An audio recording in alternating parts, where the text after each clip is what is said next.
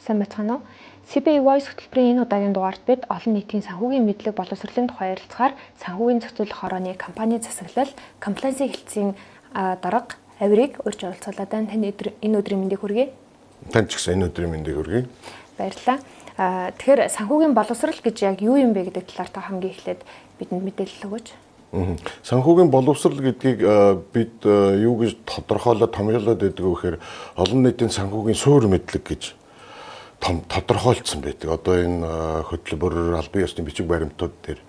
Тэгэхээр суур мэдлэг гэдэг дотор бид нар ер нь бол иргэн хүн хувь хүн одоо өөрийнхөө болон альсвал магадгүй өөрийнхөө төсвийг яг зохистойгоор удирдах тийм ээ санхүүгээ ингээд зохистойгоор удирдах энэ үйл ажиллагааг л яриад байна л да.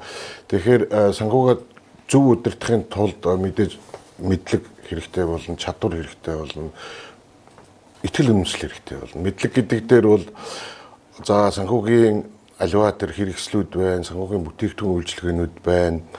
За мэдээж даатгал тийм ээ эрсдлээ яаж удирдах вэ? Хөрөнгө оруулалт яаж хийх вэ? Ер нь ирээдүгээ яаж одоо тэр арай тийм тайван баталгаатай болох уу гэдэг тал дээр тодорхой тийм ойлголтууд мэдээллүүдийг өгч идэг. За чадвар гэдэг дээр одоо энэ мэдээллүүдийг одоо яаж олж авч харьцуулах вэ? Одоо санхүүгийн бүтээгдэхүүн гэдэг чинь одоо жишээл даатгалын бүтээгдэхүүн гэхэд олон даатгалын компаниуд байна тийм ээ. Тэн дотроос яг өөртөө таарсан бүтээгдэхүүн үйлчлэгийг яаж болж авах вэ? Тэрэн дээр харьцуулт яаж хийх вэ? Сонголтоо яаж хийх вэ гэж тийм ээ. Итгэл үнэмшил гэдэг нь бол за одоо яг тэр олсон мэдээлэл дээр мэдлэг дээрээ суурлаад яг энэ сонголтоо хийх энэ чадварыг яриад байгаа. Тэр сонголт хийснээрээ одоо өөртөө бүрэн итгэлтэй. Жишээлхэд хувьцаа авъя гэж бод хөрөнгө оруулагч хэлбэрээр тийм. Тэгэхээр би энэ компанийн хувьцааг авахын тулд тэр олон компаниудын одоо үйл ажиллагаатай танилцсан, ингэсний үндсэн дээр тодорхой нэг хувьцаа авангууд эндээ би тодорхой хэмжээгээр бүрэн итгэлтэй, үнэмшилтэй одоо сэтгэл ханамжтай байхыг хэлээд байна л да. Тэгвэл санхүүгийн боловсрол ер нь яг ямар түвшинд байгаа вэ гэдгийг яаж хэмжих вэ? Ер нь хүн өөрийгөө хэмжих боломж нь хамгийн зүгээр юм болов уу гэж хардаг. Ягаад тэгэхээр судлаачид бол маш олон ийм арга байдаг боловч миний хувьд бол нэг 10 асуултанд өөрийгөө хариулчих юм бол ер нь бол одоо би өөрийгөө санхүүгийн боловсролын хэмжээнд хаана явж байна гэдгээ мэдэх тийм бүрэн боломж байдаг. Нэг жишээлхэд энэ 10 асуултыг нэг оноогоор тавиад одоо жишээл 1-ээс 10-ын хооронд үнэлээд би 5, 6, 7, 8 тийм ээ. Энүүгээр бид нар тодорхойлж болдог. Жишээлхэд асуултууд ийм байна л да. Одоо та өөрийнхөө зээлийн зэрэглэлийг мэддэг юм уу? За өдөр тутмынхаа болоод сарынхаа тэр орлого зарлагын тооцооллыг хийдэг юм уу? Төсвөө гаргадаг юм уу?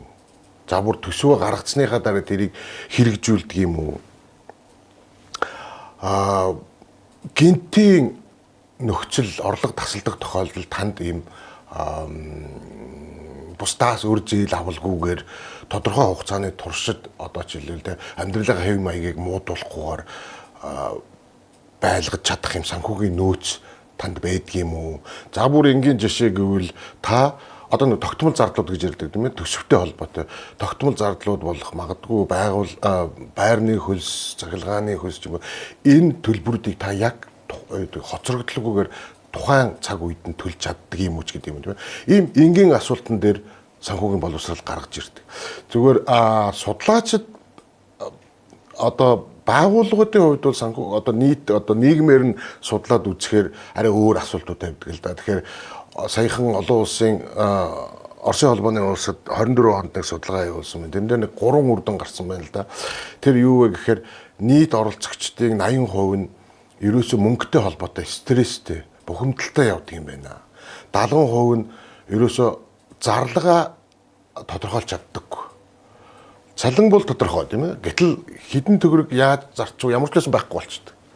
За 60% нь түрүүний хэлсэн нэг бид нар аюулгүй дэр гэж машин дээр ярьдаг шүү дээ. Гинтийн осол гарах юм бол гинт нөгөө дэр нь ажилдаг тийм ээ. Тэрнтэй адилхан санхүүгийн аюулгүй дэр гэж яриад байгаа. Тэр нэг гинт одоо орлогогүй болох үед одоо тодорхой санхүүгийн нөөцтэй байх гэдэг шаардлага 60% нь нийт оролцогчдын 60% нь хангахгүй байна л да. Тэгэхээр энэ бүгд юутай холбоотой вэ? Санхүүгийн боловсралтай бас шууд хамааралтай байдаг. Боловсрал алга учраас яг энэ дээр нэг төдийлөн санаа зовсонгүй, төдийлөн ийм ач холбогдол өгсөнгүй ингээд яваад байдаг. Ер нь санхүүгийн боловсралтай хүн гэд бодох юм бол за нэг онлын хувьд бороод гэх юм бол бид нар хамгийн гол зарчим нь юу байдаг вэ гэхээр хүн өөрийнхөө орлогоосоо илүү яг бага зардлыг гаргахыг л одоо боловсралтай хүн гэж яриад. Өөрөөр хэлбэл бага зардал орлогоосоо бага зардал гаргаж яах гэдэг маань ирээдүй маргааштай тайван одоо тэр илүү гарсан орлогоо одоо жишээлбэл төлөвлөөд төсөвлөөд санхүүгийн зорилт болгоод одоо жишээлбэл янз бүрийн зорилгод ингээд ашиглаад яваад байдаг тийм ээ. Хоёрдугаарт санхүүгийн боловсралтай хүн гэдэг бол орлого зарлагын тооцооллыг байнга хийдэг. Өдөр тутмын, сар тутмын тэгээд нэгтгэгдээд хэдэн сараар өөрөөр санхүүгийн тооцоолол дээр бүртгэл дээр үндэслээд та одоо энэ зардлууд хэрэгтэй байсан уу, хэрэггүй байсан уу, энийг багасгах ёстой юу? Одоо жишээлбэл гэдэг асуудлууд гарч ирж байна тийм ээ. Нөгөө талаас хэмнэн чаддаг байх хэрэгтэй. Сэтгэл хөдлөлөөр битгий худалдан авалт хийжээ. Ер нь хүмүүс хэлдэг шүү дээ сэтгэл зүйчид ямар нэгэн томоохон за мэдээж талах тарианы юм яриаггүй томоохон юм худалдаж авах юм бол хамгийн багадаа 24 цагийн юм зай өгчөө. Чадвал 3 хоногийн зай өгчөө. Тэрний дотор 3 хоногийн дотор таны тэр одоо худалдаа авах гэсэн энэ сэтгэл хөдлөл чинь хэвээрээ байвал аваа тийм ээ. Нэг тийм 3 хоногийн дотор ач холбогдолгүй юм бол өөрөө тэгээд нэг ач холбогдлого болоод дуусчдаг байгаа. Дээр нь түрүү хэлсэндээ санхүүгийн зорилтуудыг тавих хэрэгтэй гэдэг. Зорилгогүй л ерөөсөө юм бүтдэггүй. Санхүүгийн зорилго гэдэг чинь ер нь тухайн хүний одоо мөрөөдөл ямар нэг ажлын төлөвлөгөөг мөнгөөр илэрхийлсэн л нэг юм одоо зорилго байна л да. Тэгэхээр нөгөө талаас зээл гэдэг бол их тийм өрийн дарамт гэж сүүлийн үед ярьдаг болсон тийм ээ. Манайхан ч гэдэг юм уу ер нь хүмүүс одоо аппликейшнэр ч гэдэг юм уу олон газраас зээл аваад байдаг. Эцсийн дүндээ энэ маань эргээд нөгөө тэр өөрийнх нь амьдрал нэг хэвээ явахад нь бас тийм жоохон дарамт болгоод байна л да. Тэгэхээр тэр зээлийнхээ өөрийнхөө удирдлагыг бас тодорхой хэмжээгээр хийх ёстой. Дээр нь өөрийнхөө эрхийг хамгаалах чадвартай байна гэж. Эрхийг хамгаалах чадвартай, дээрээс нь заллан ч гэдэг юм уу тийм хууль бус энэ юунд өөрийгөө одоо жишээлбэл оролцуулахаас хамгаалж чаддаг байна. Тэгэхээр энэ дотор мэдлэг байна тийм ээ. За магадгүй өөрийгөө хамгаална гэдэг нь юу хэлээд байна гэхээр ер нь бид нар чинь санхүүгийн зөвлөлт хороо чинь санхүүгийн хэрэглэгчийн эрхийг хамгаалах ийм чиг үүрэгтэй байгууллага. Тэгэхээр хамгаална гэхээр нэг талдаа хууль тогтоомжоор хамгаалдаг дүрм журмаар. Хууль тогтоомж бүх зүйл ингээд нээлттэй ил тод шудраг байгаа тохиолдолд бол оролцогч нараа бид нар мэдлэгээр сонголтоор нь одоо хангаж өгдөг. Тэгэхээр мэдээлэлтэй хүн гэдэг нь хамгаалагдсан гэсэн ойлголт бас ингээд явагдаад байдаг тийм ээ. Тэгэхээр яг энэ чиглэлээр юу ярих гэж байна гэхээр за санхүүгийн хэрэглэгч маань одоо санхүүгийн бүтээгдэхүүн үйлчилгээ авлаа гэхэд тодорхой хэмжээний гэрээний үндсэн дээр авж байгаа тийм ээ. Гэрээний явцад альва маргаан гарах юм бол хаана хандах юм? Гомдол маргаанаа хаана шийдвүрх юм? Энэ мэдээлэл хүртэл мэдлэгүүд хүртэл заавал зайлшгүй шаардлагатай байдаг. Ер нь санхүүгийн боловсролтой хүнийг ер нь 3 шинжээр нь одоо багцлаад ярих юм бол 3 шинжээр нь одоо үнэлээд байна л да. Яг юу хийж чадчихэв. Нэгдүгээрт нь болохоор сарынхаа төсвийг түрүү хэлсэн тийм ээ. Сарынхаа төсвийг хэрэгжүүлдэг. Батлаад одоо тэр төсвийн дагуу хэрэгжүүлж байна. Царын төсөв гэдэг чинь энэ дээр нэг бас нэг юм загварууд байдаг л да. Одоо 100 төгрөг оллоо гэж утгах 50-ын та тогтмол тийм том зардлууд даа өгчээд. Одоо байрны зардал ч юм уу, заавал төлөх зардлууд тийм ээ. За хоол ундч гэдэг юм. 30% нь одоо гинтийн зардлууд байж байна тийм ээ. Ажлын газрын хүний төрсөн өдрөөс ихсүүлээд гэр оронтойгоо одоо магадгүй салхинд гарахаас ихсүүлээд за 20% нь хоримтлалд хадгалаа. Энэ зарчмыг барьдаг хүнийг одоо нэг зарчим нь. Хоёр дахь нь болохоор санхүүгийн аюулгүй байдлын дээр тийм. 2-оос 12 сарын хугацаанд орлого тасарсан тохиолдолд та бусдаас өр зээл авахгүйгээр амьдралаа хэвээ явуулах ийм чадварыг яриад байгаа. За ер нь бол хамгийн боломжтой хувилбар нь 6 сар гэж байдаг. 6 сарын дотор та хинээс ч хамааралгүйгээр амьдрах ийм санхүүгийн нөөцийг одоо хоримтлсан байх хэрэгтэй. Хөрөнгө оруулалт биш. Энэ бол мөнгөн хөрөнгөөр гэсэн. За мэдээж хүн бүхэнд тэр царилцсан адилгүй л дээ. Жишээл хүүхэдтэй олон хүүхэдтэй бол олон хүүхдийнхээ тоогоор л тэр нөгөө мөнгөний хэмжээ ихсэх жишээтэй. Гуравт нь ирээдүйдээ хөрөнгө оруулах чадвартай хүнийг. Яагаад тэгэхээр хүн бүхэн хэзээ нэгэн цагт тэтгэврт гарна. Тэтгэврт гарна гэдэг маань нэг талаасаа одоо яг залуу цагийн цагт байгаа шиг хөдөлмөрлөх тийм боломжгүй болчтой тэтгэвртэй хамааралтай. Хоёрдугаар за өвчин зовлон гэдэг бас асуудлууд үүснэ. Хэдийгээр тэтгэврт гарсан хүний хэрэглээ багасдаг боловч за эрүүл мэндийн асуудлаас эхсүүлээд орлого олох боломж нь багасдаг учраас энэнд өөрснийгөө одоо жишээл бэлдэх асуудал бол хамгийн чухал байдаг. Гэхдээ залуучуудын хувьд бол энэ бол арай эрт. Тэгэхээр залуучууд бол ирээдүйдээ хөрөнгө оруулалтна гэдэг нь магадгүй өөртөө хөрөнгө оруулахыг яриад байна. Өөрөө мэрэгших, сурах, тэгэх маягаар орлогоо нэмэгдүүлэх гэдэг юм тийм ээ.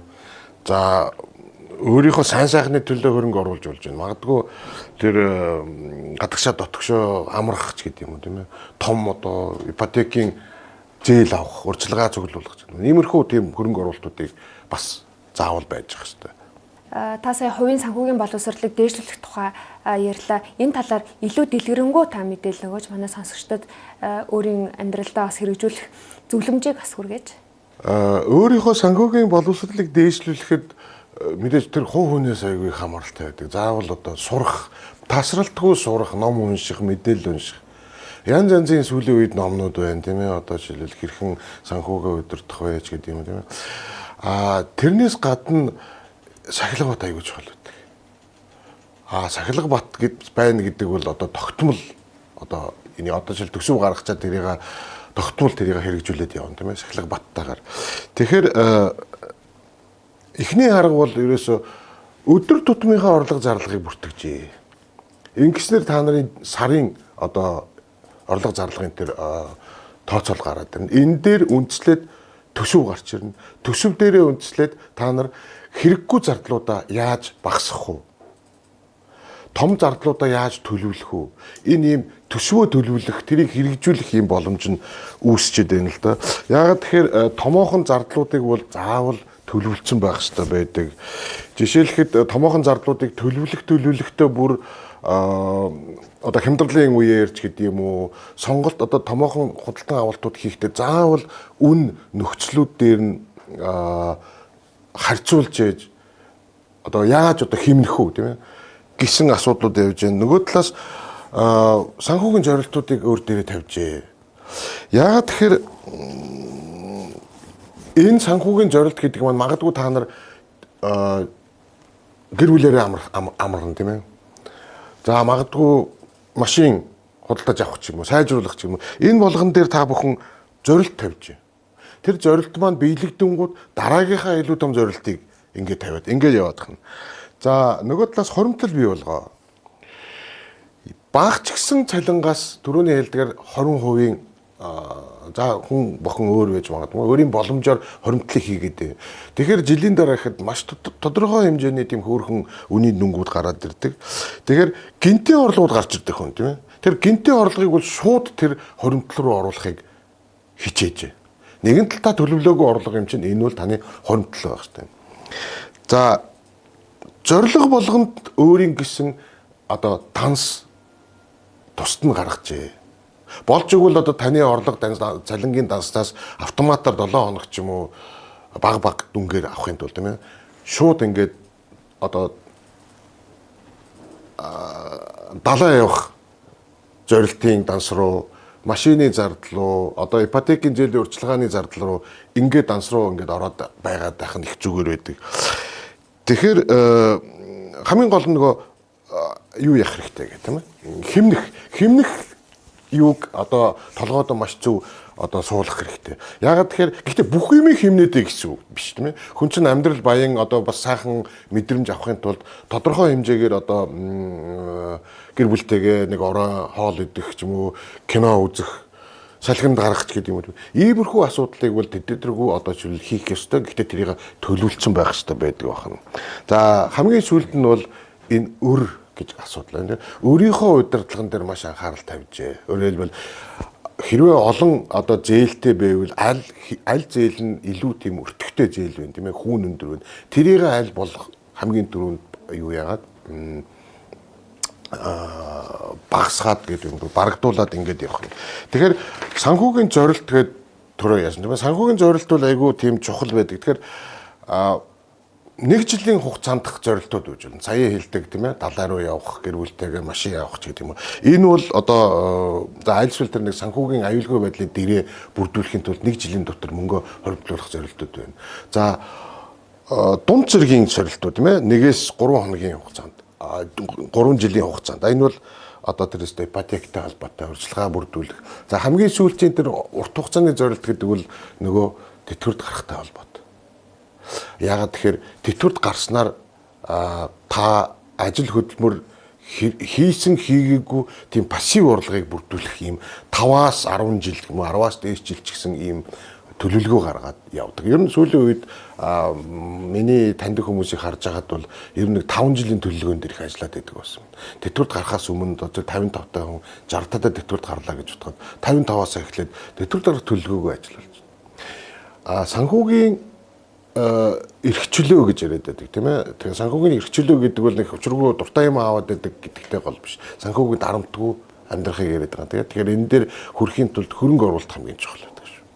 Тэгэхээр их хвчлэн өнцөөс авж जैन, хувьцаа авж जैन, бондууд авж जैन. За үл хөдлөх хөрөнгөрөө тодорхой хэмжээгээр энэ нөөц хуримтлал бий болгоод оруулж जैन л да. Тэгэхээр нэг өдөр тэр одоо нөөцийг бий болгодоггүй олон одоо удаан хугацаанд тасралтгүй багаар ингэж ажилласнаар ингээд санхүүгийн эрхчлөөнд хүрэх тийм боломж байдаг.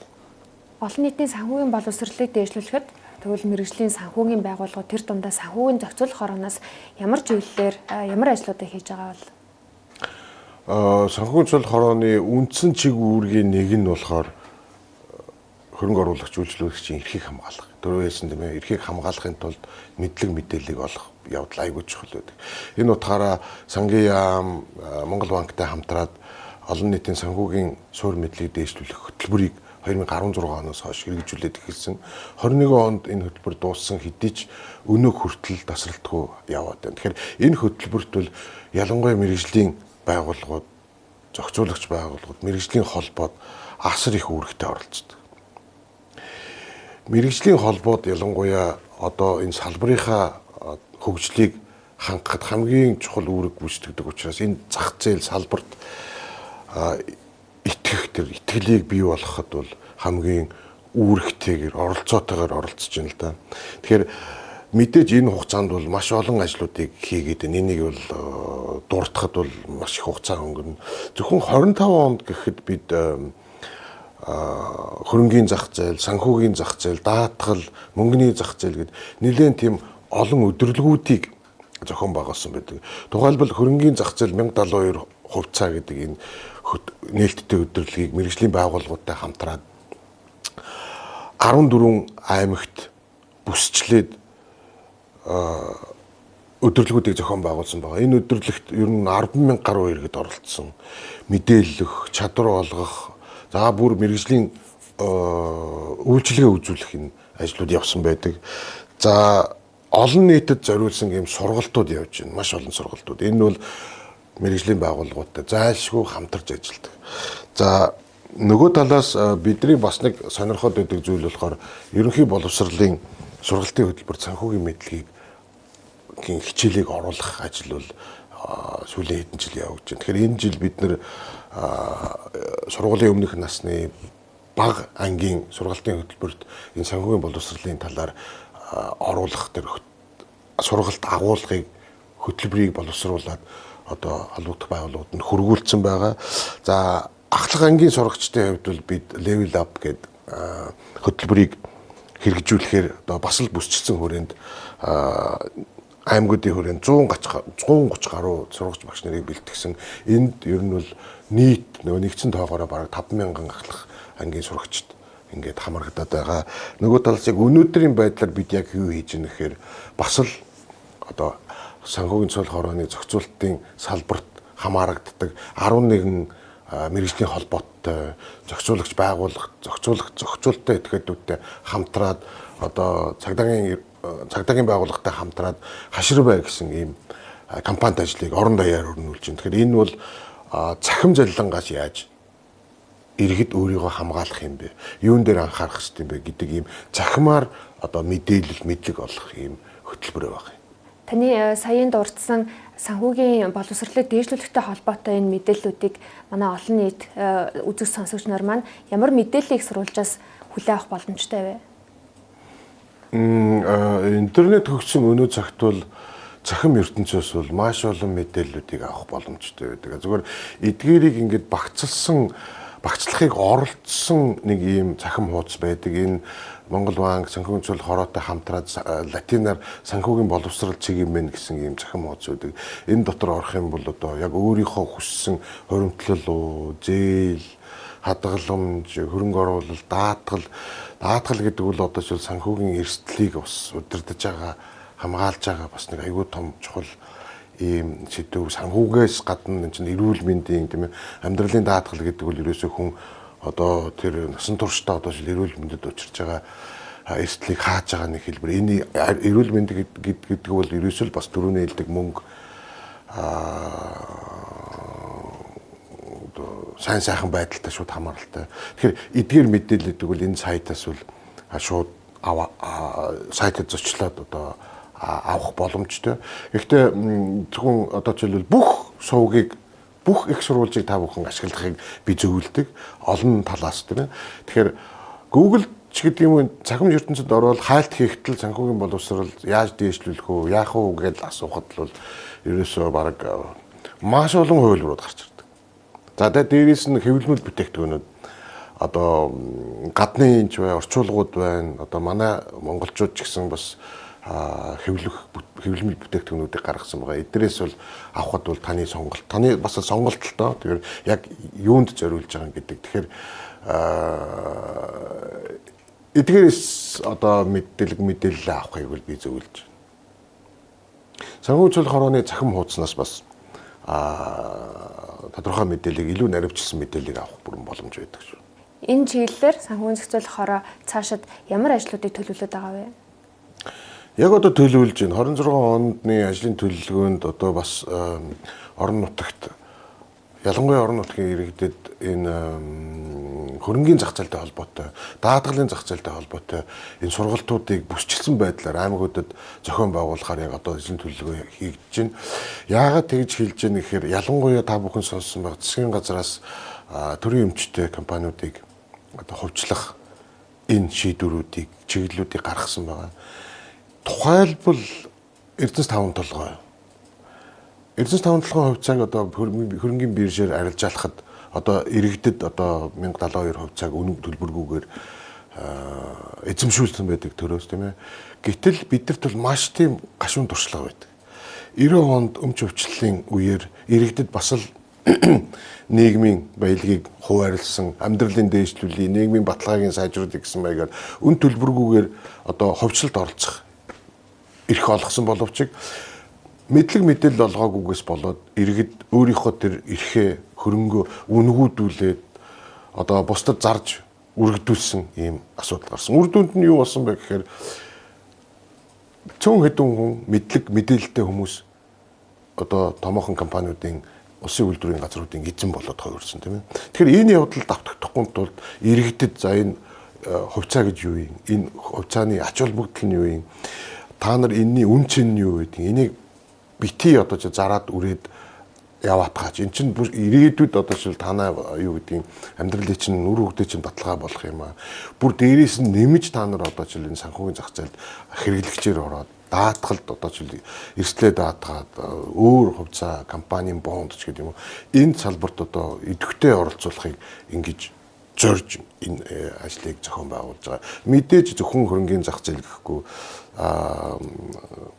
одоо зохицуултанд хамрагддаг банк ус санхүүгийн байгууллага, хадгалан зээлийн хоршоо, за бүхэл одоо цахим санхүүгийн хэрэглээ, үйлчилгээ, бүтээгдэхүүнтэй холбоотой энэ мэдлэг мэдээллүүдийг эргээд одоо иргэдийн нөгөө хэрэгцээ шаардлагад нь нийцүүлээд хөтөлбөр боловсруулаад тэгээд зохион байгуулах. Санхүүгийн зохицуулах хороо болон Монголын мэргэжлийн нэгтлэн бодогчдын институтийн хамтын ажиллагааны талаар та өөрийн бодлоо хуваалцвал. Санхүүгийн зохицуулах хорооноос мэргэжлийн нэгтлэн бодогчдын институттэй сүүл маш олон жил нэгт хамтран ажиллаж байгаа. Тэгэхээр цаашдаа санхүүгийн зохицуулах хороо орон нутагт өөрийн гэсэн орон нутгийн төлөөлөгчтэй байдаг. Институт маань бас өөрийн гэсэн орон нутагт одоо салбаруудтай. Тэгэхээр энэ чиглэлээр улам юм хамтраад орон нутаг зохион байгуулж байгаа сургалт хөтөлбөр өдөрлгүүд бол маш тийм хамтарч нэгт ажиллана гэдэгт бүрэн итгэлтэй байгаа. Дээр нь одоо бид нар янз бүрийн сэтгүүлүүд хорооноос санхүүгийн хүртээмж сэтгүүлүүд гаргадаг. Институтээс бас мэргэжлийн сэтгүүлүүд дээр бол одоогийн санхүүгийн боловсролын чиглэлээр маш тийм мэдээллүүдийг сүүлийн үед айгүй тийм эрчимтэй гаргаж эхэлдэг болсон. Тэгээ энэ ажил маань улам хүчтэй, тийм хүртээмжтэй явах болов гэж бүрэн итгэлтэй байна. Баярлалаа. Энэ удаагийн хөтөлбөрөөр бид олон нийтийн санхүүгийн мэдлэг боловсролын тухай ярилцсан. За санхүүгийн зохицуулах хорооны компани засаглал, комплайнсийн хэлтсийн дарга авир оролцож бид бүхэнд хувийн санхүүгийн мэдлэг боловсролыг хэрхэн дээшлүүлэх, хэрхэн сахилга баттай байх тухай мэдээлэл зөвлөмжийг хүргэлээ. Баярлалаа. Баярлалаа. Бүгдэнд нь ажлын амжилт хүсье.